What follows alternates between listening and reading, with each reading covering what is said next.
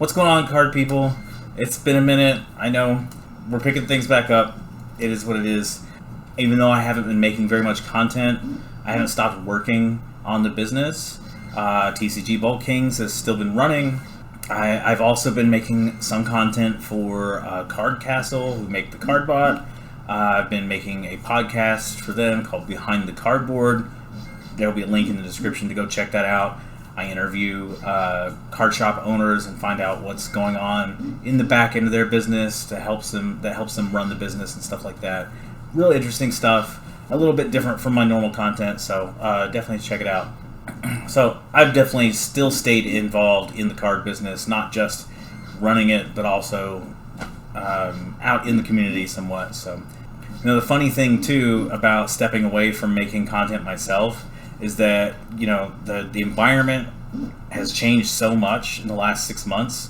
Just since Gamma, it's been crazy how much things have been changing. So it's changing quickly too. Seems like every day there's a new tool or a new scanner, new inventory system, new pricing tools, new AI tools of some kind keep popping up. I see something new advertised at my face on Facebook every day. So I've been a little bit obsessed with following along with that, partly because, of course, I'm always needing tools for my business.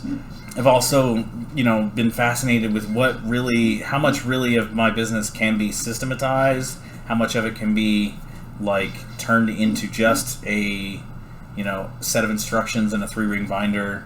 What does it take to make selling, enormous quantities of cheap cards economically viable?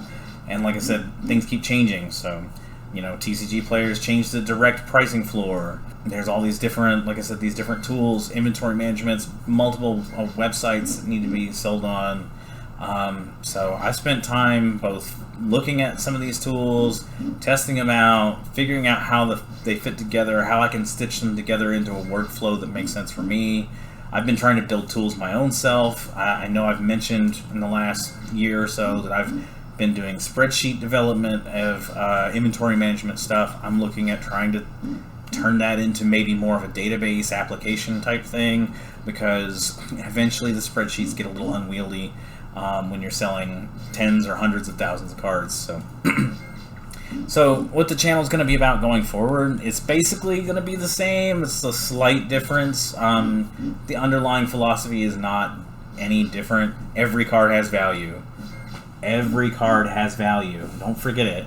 But the main point, more of the content of the channel isn't so much convincing people that every card has value. You either believe that or you don't at this point. Hopefully the content will still lend that message out into the world, because there are a lot of people who are just getting into it or just trying to figure out what to do with all their bulk and stuff like that, who think that, who are on the fence or don't really understand that they could actually do something with all the cheaper cards. But the main focus of this channel isn't going to be solely on that philosophical point anymore. It's going to be as much about, can I turn that value into profit? Can I extract that value? How quickly can I do it? How can I do it with the least amount of labor involved? What kind of tools can I use to make it possible? What kind of workflows can I set up for myself that, it's, praxis rather than technology, so that I'm actually just, it's more of a system of ideas or a structure of tasks.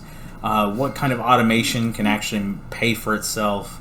That kind of thing. So I'm definitely still going to be focused on bulk singles. I've got way too many cards not to. But expect me to talk a little bit more about marketplace economics at a higher level scale, inventory systems and comparing them, the tools that we use to scan, list, price, and evaluating them against the existing marketplace of those things. What kind of automation can be added in? I'll be doing experiments and things like that, and showing you guys the results of those things. And I'll probably be building things for myself, by myself, that I shouldn't necessarily do, but as I've said many times over, there are as many ways to run a business as there are operators of that business.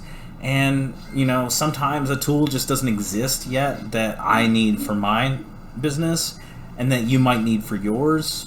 And sometimes, you know, the workflow that I need to make sense with my brain could involve 6 different tools from 6 different vendors that might, you know, be prohibitively expensive to try and get all of those from different places. You know, if I needed this tool from Card Uploader and that tool from Card Dealer Pro and this other tool from ShadowPause and that one from SortSwift, you know, you're looking at several $100s a month just to make that happen. So that's the kind of thing that I'm going to be looking into. So conveniently, TCGplayer has dropped an interesting topic that's really relevant for this type of thing. So you probably have already seen from other creators, but they've announced a recent change in the concerning lost tracked orders. Really what this means is that, like, so, I mean, I'll show you the announcement and we'll talk about it. So they're calling it expanded protection. This is a expansion of the TCGplayer safeguard guarantee. It's expanding to cover qualified untracked marketplace orders. If you are a seller with more than 1,000 lifetime orders based in the US, you will get this coverage for your untracked orders.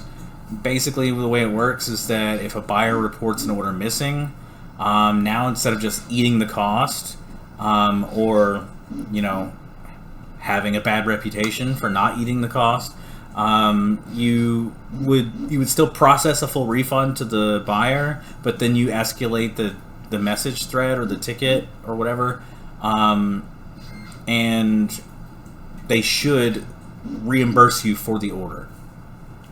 Now, I don't know if they reimburse you for the shipping or if just the whole order or how that works exactly. There's a whole lot of details that aren't really spelled out, but the big news here is that TCGplayer significantly reduced the risk involved in selling cheap cards. So we all know, we've all been wanting TCGplayer to get tracked envelope shipping, just like eBay has and many other platforms have, whatnot, Mercari, you know, all these different places. We've been wanting them to get tracked shipping like that for a long time. I've made videos about it.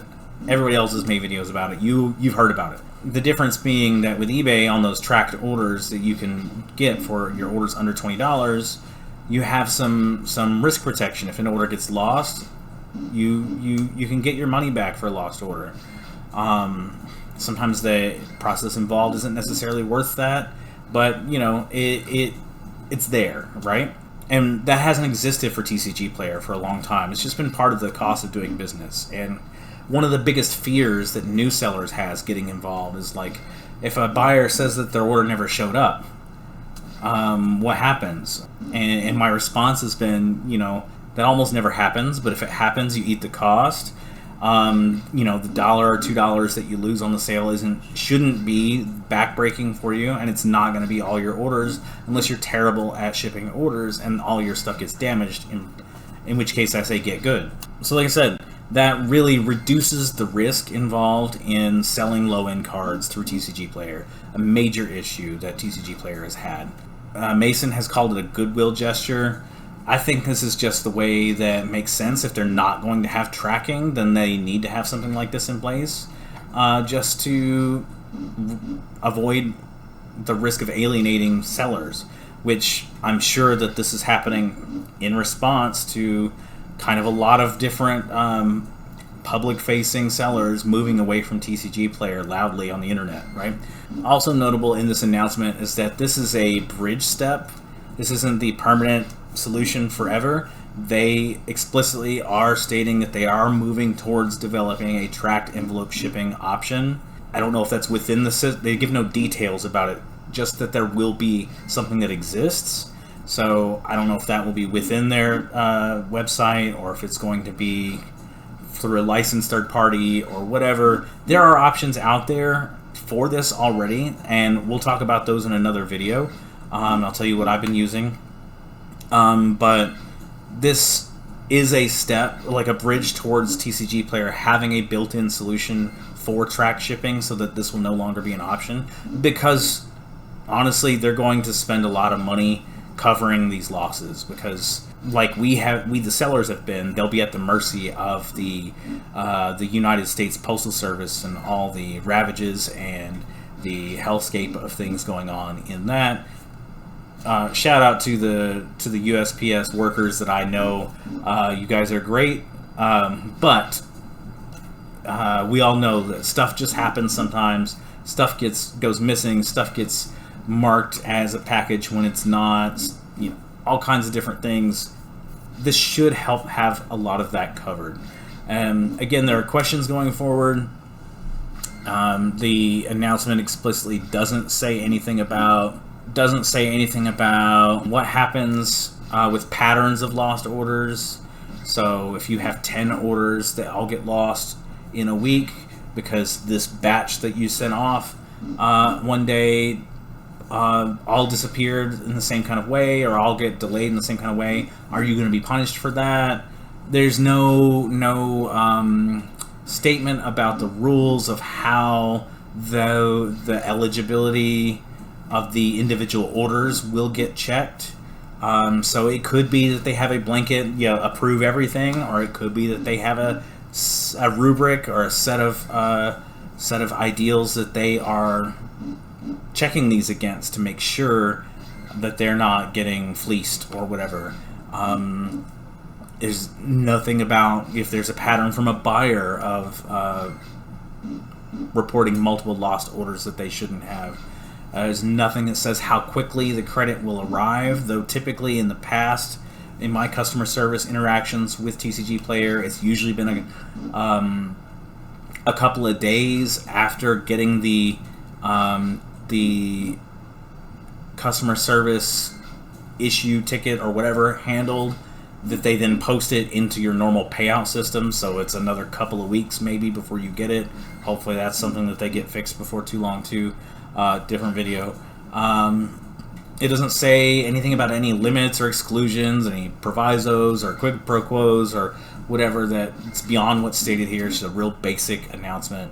It doesn't say, notably and importantly, how long it's going to be before that tracked envelope solution comes along. So is this going to happen before the end of the year? Is it going to be after the sifter launch? Is it going to be next year, 2030? It's in the pipeline at some point, but it may never show up. Are they going to evaluate it based on how much money they lose? Those kinds of things. So the main point, though, is this a really, really positive thing, I think, because, like I said, it reduces that risk of shipping a 25-cent card with the $1.49 shipping that they've paid you. If you have to eat that order basically becomes having paid a $1 to just not have $1 anymore. It's not a fun experience. Like I said, it doesn't happen often enough that it really badly affects most businesses' bottom lines if they're packaging properly. But, it's a 1 or 2% loss on average, I would say. Hopefully that smooths out, the customer service interaction of all that. It smooths out spiky margin loss that you might have. Hopefully it makes it a little easier for you to feel okay with shipping a card in a plain white envelope as long as you package it correctly, and make those cards worth listing for you. Every card has value. The main point of this channel going forward is going to be, that market price value isn't the same thing as the economic value to me, a seller of that card. And we'll have more videos about that before too long too. And this specific issue, it takes out a piece of that risk for those lower end cards, and so it increases the economic value of cards that you would want to be selling on TCGplayer to begin with.